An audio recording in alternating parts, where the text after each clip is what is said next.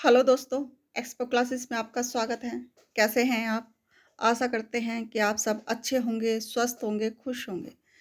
चलिए, आगे चलते हैं। आज हम आपके सामने लेके आए हैं सीटेट का सॉल्व पेपर, ठीक है? ये सीटेट का सॉल्व पेपर है और ये 2011 का सॉल्व पेपर है, ठीक है?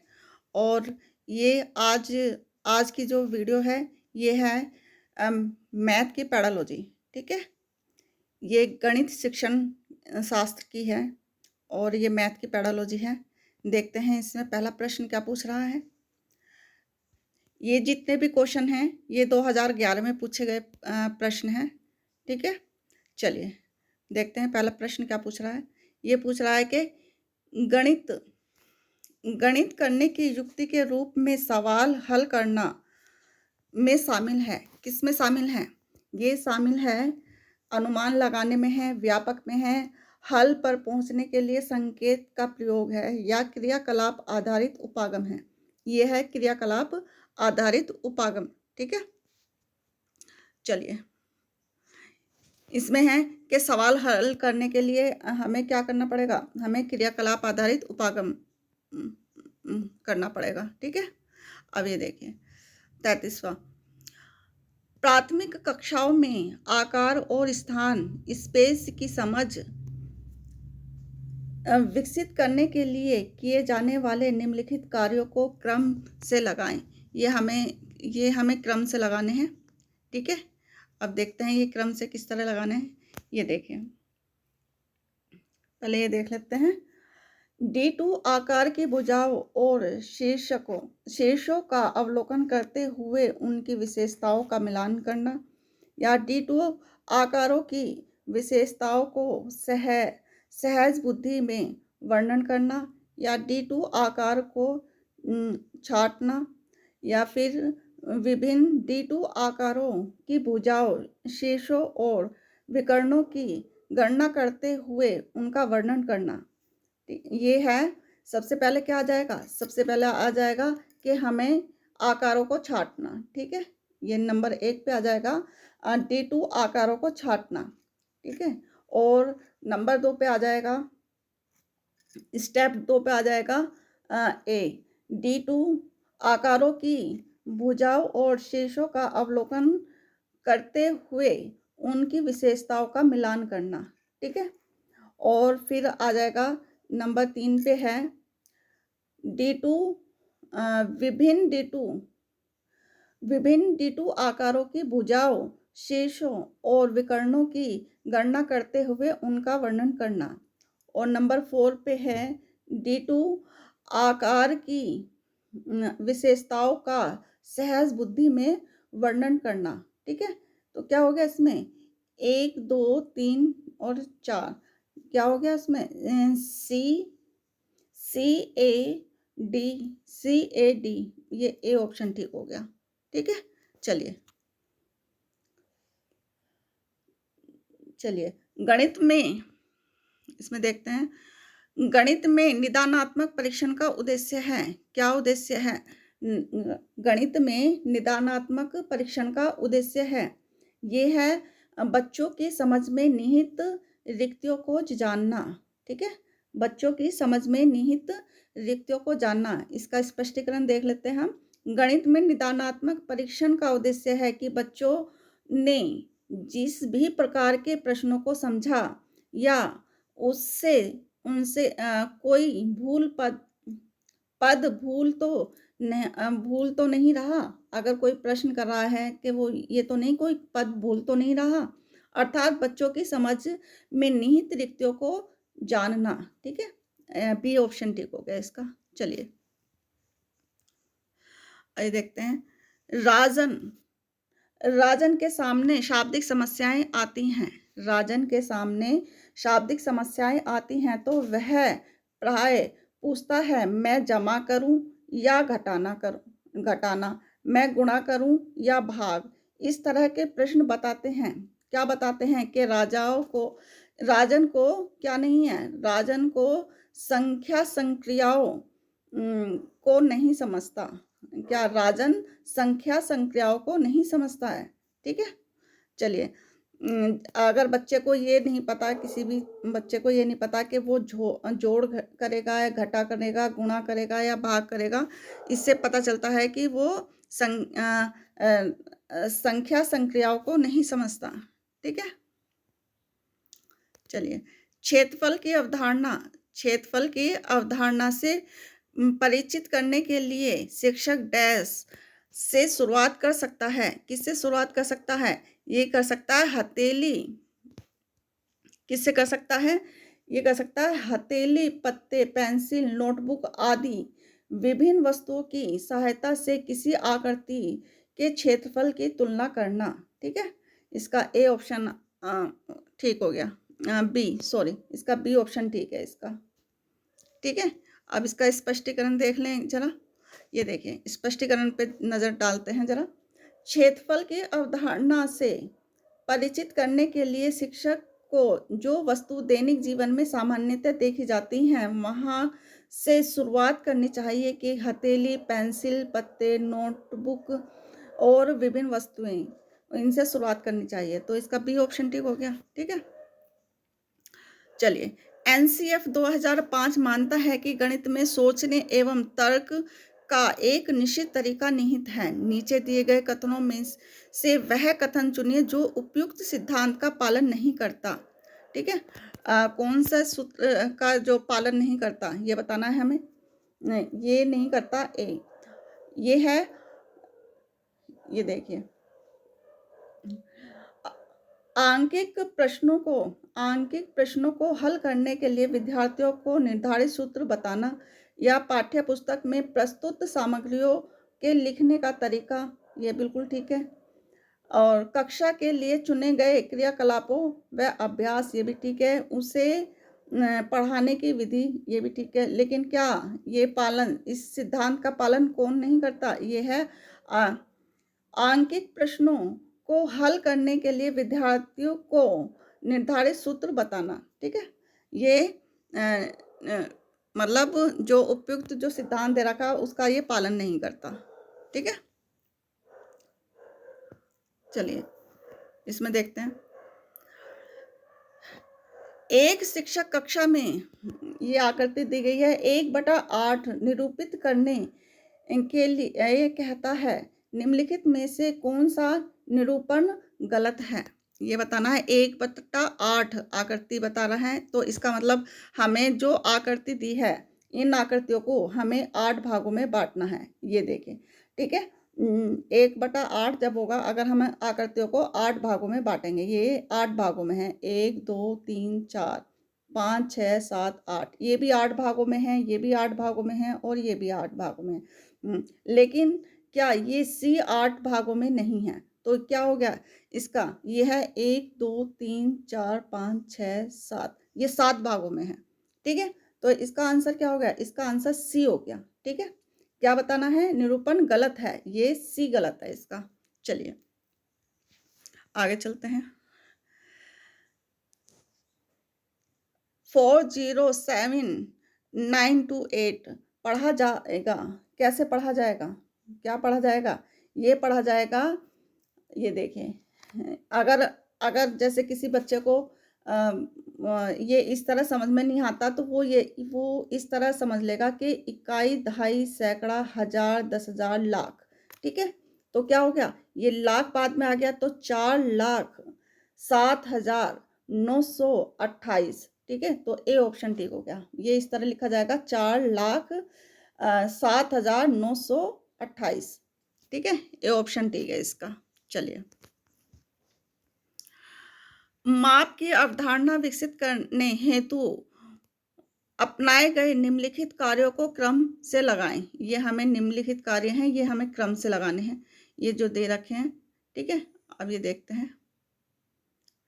ये देखिए, चलिए, शिक्षार्थी लंबाई मापने के लिए मानक इकाइयों का प्रयोग करता है। शिक्षार्थी लंबाई मापने के लिए अमानक इकाइयों का प्रयोग करता है। शिक्षार्थी सरल अवलोकन द्वारा वस्तुओं को सत्यापित करते हैं, या शिक्षार्थी मैट्रिक इकाइयों के बीच के संबंध को समझते हैं। तो क्या है?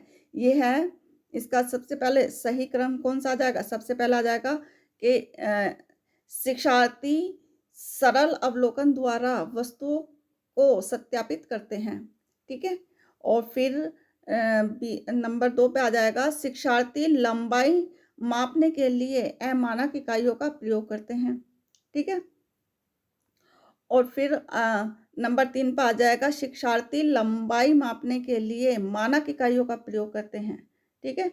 और नंबर 4 पे आ जाएगा कि शिक्षार्थी मैट्रिक इकाइयों के बीच के संबंधों को समझते हैं। तो क्या हो गया? सी, बी, ए और डी, ठीक है?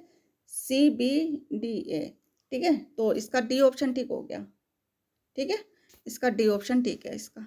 चलिए।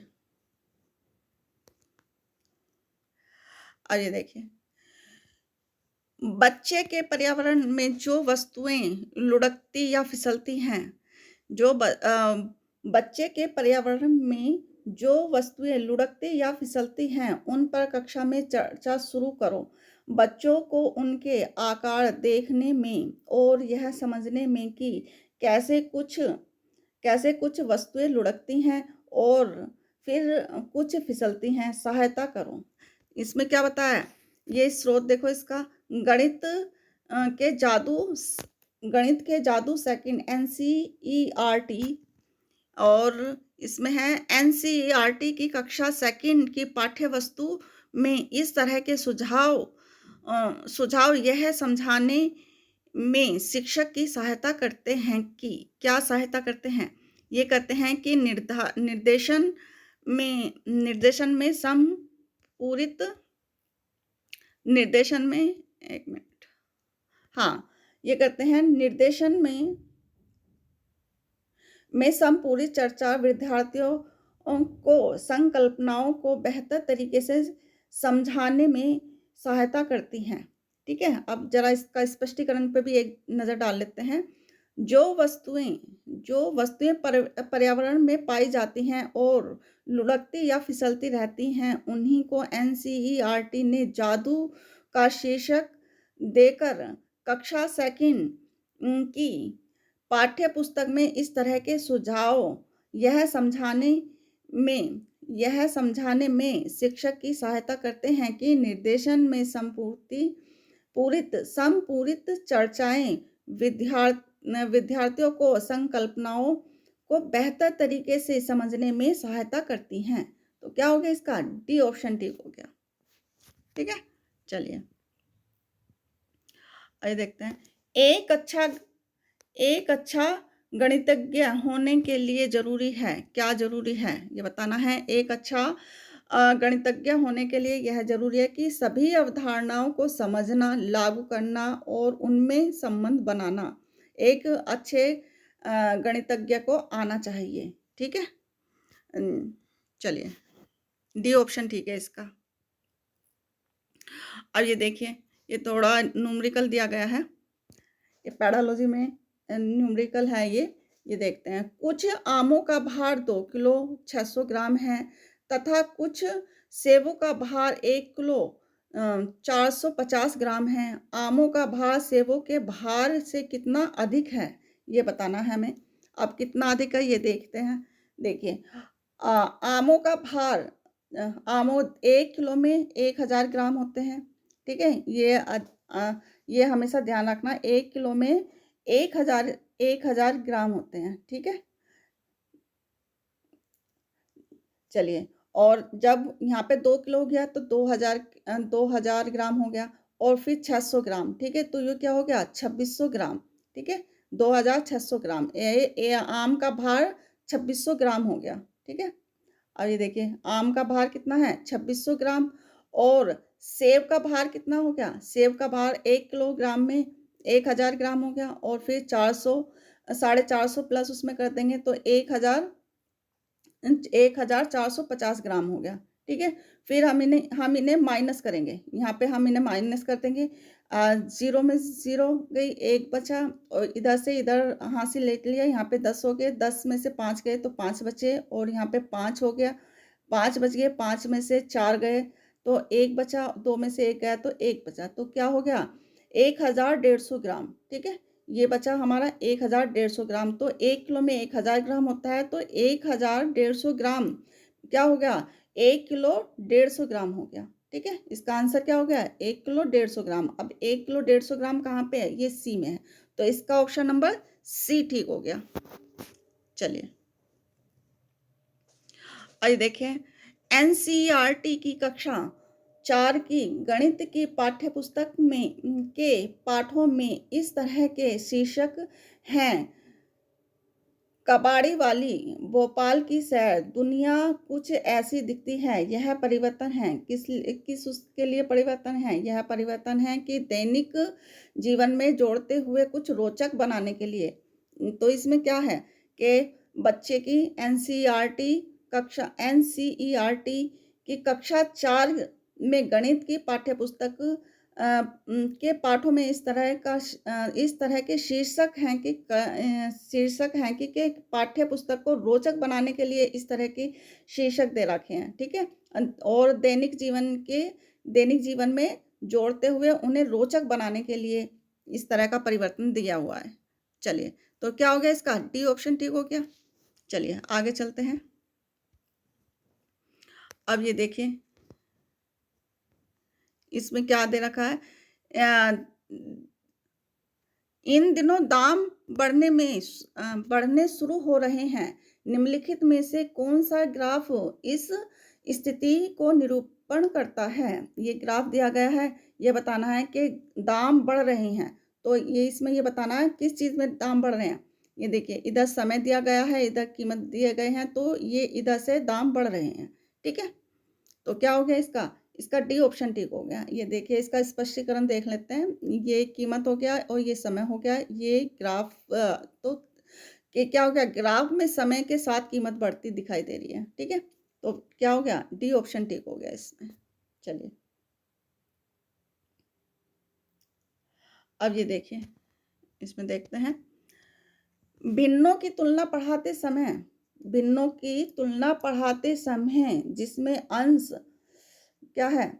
जिसमें जिसमें अंश समान हैं, जैसे 3/5 और 3/7। रोहित की प्रतिक्रिया थी, चूंकि अंश समान हैं और 7 5 से बड़ा है, अतः 3/7 और 3/5 से बड़ा है। यह बताता है कि क्या बताता है? ये बताता है कि इसमें ये बताना है कि क्या ये सही है? नहीं, ये सही नहीं है। तो क्या है ये? ये रोहित तुल्य भिन्नों की अवधारणा नहीं जानता, ठीक है? क्यों नहीं जानता? क्योंकि अब इसका थोड़ा-सा स्पष्टीकरण देख लेते हैं, क्या है? ये देखिए, अब रोहित तुल्य भिन्नों की अवधारणा नहीं जानता। रोहित ने जिस प्रकार से भिन्नों का बड़ा छोटा ज्ञात करता है, वह तरीका गलत है, जिससे पता चलता है कि रोहित को तुल्य भिन्नों की अवधारणा ज्ञात नहीं है। क्योंकि अगर हम ये देखते हैं, जैसे कि मान लिया क्या, एक अमरूद है। अमरूद को अगर हम 3 अमरूद को अगर हम इसे 3/5 में, यानी कि 3 अमरूद को अगर हम 5 जगह बाँटेंगे, तो कितना होगा? ये ज़्यादा मिलेगा, ठीक है? और अगर 3 अमरूद को हम 7 जगह बाँटेंगे, तो कम मिलेगा। तो क्या हो गया?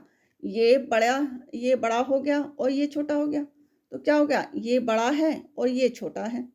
तो इसमें क्या है? ये गलत बता रहा है। तो बड़ा कौन-सा हो गया? 3/5 बड़ा है और छोटा 3/7 है, ठीक है? तो डी ऑप्शन इसका ठीक है। चलिए, डी ऑप्शन ठीक है इसका।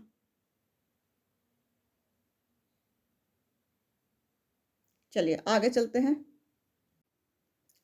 अब देखिए, भिन्नों की अवधारणा से परिचित करने के लिए शिक्षक डैश की शुरुआत कर सकता है। किस चीज़ की शुरुआत कर सकता है?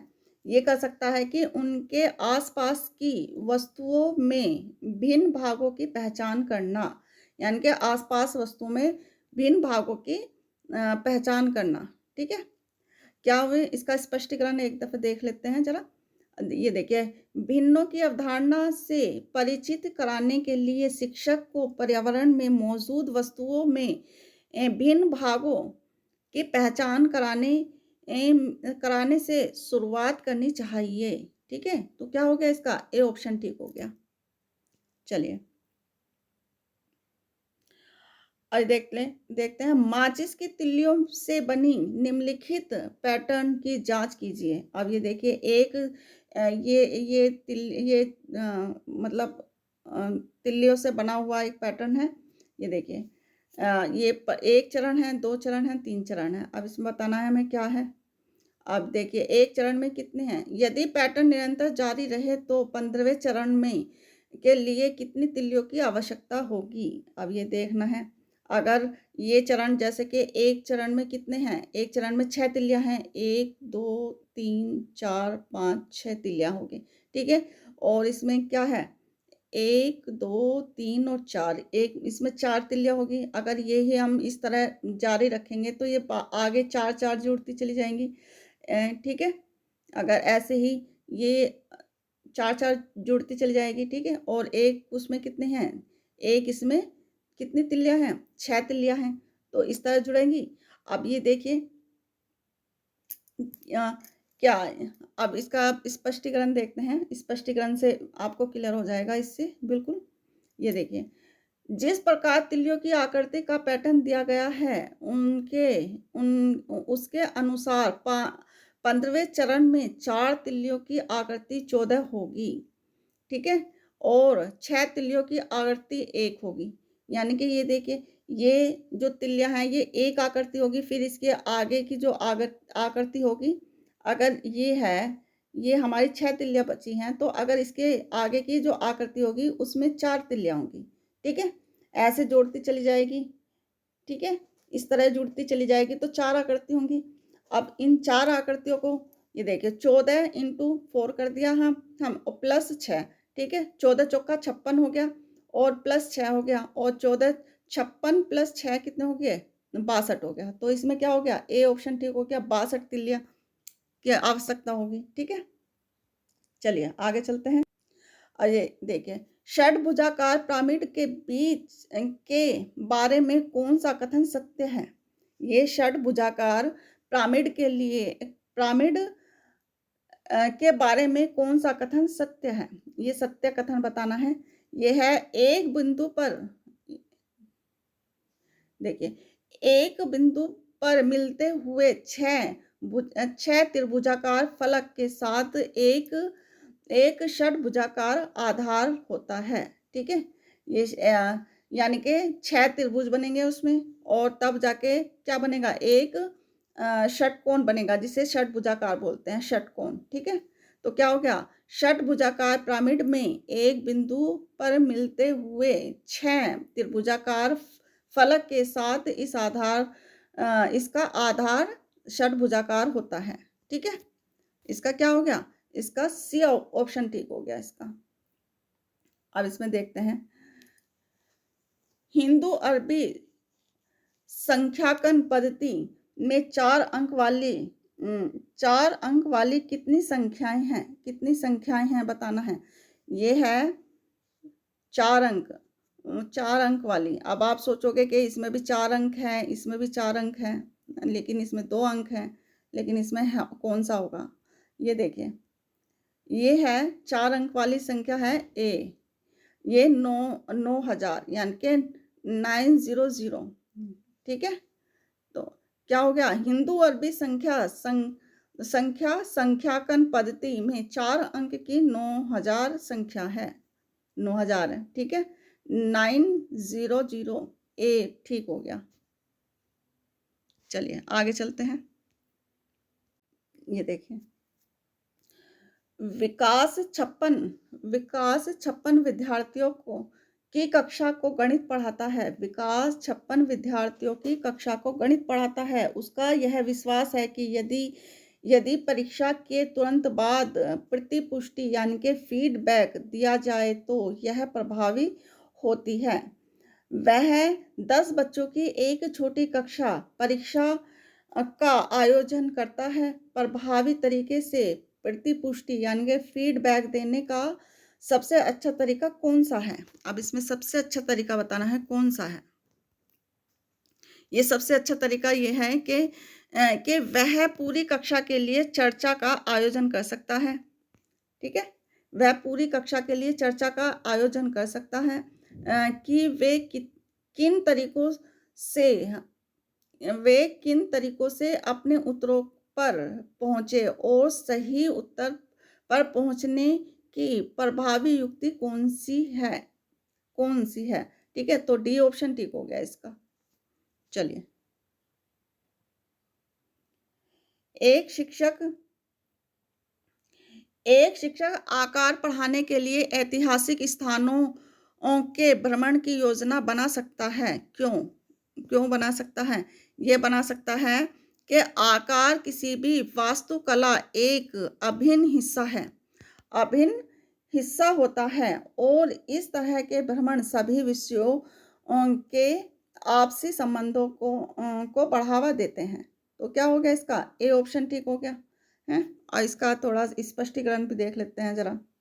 चलिए, अब ये देखिए आ आकार पढ़ाने आकार पढ़ाने के लिए ऐतिहासिक स्थानों के भ्रमण की योजना बनाने का यह तात्पर्य है कि आकार की सभी वस्तुकला का एक अभिन्न हिस्सा होता है और इस तरह के भ्रमण सभी आपसी विषयों के आपसी संबंधों अ, इसी तरह के सभी विषयों ये है सभी विषयों के आपसी संबंधों को बढ़ावा देते हैं। तो इसका क्या हो गया? ए ऑप्शन ठीक हो गया। ठीक है? इसका ए ऑप्शन ठीक है। ए ऑप्शन ठीक हो गया इसका। चलिए, ये आज का लास्ट क्वेश्चन था। आशा करते हैं वीडियो आपको पसंद आई होगी। अगर आपको ये क्वेश्चन ज़रा भी यूज़फुल लगे तो प्लीज़ लाइक, शेयर और सब्सक्राइब ज़रूर कीजिएगा। मिलते हैं नेक्स्ट वीडियो में, तब तक के लिए खुश रहिए, स्वस्थ रहिए। धन्यवाद।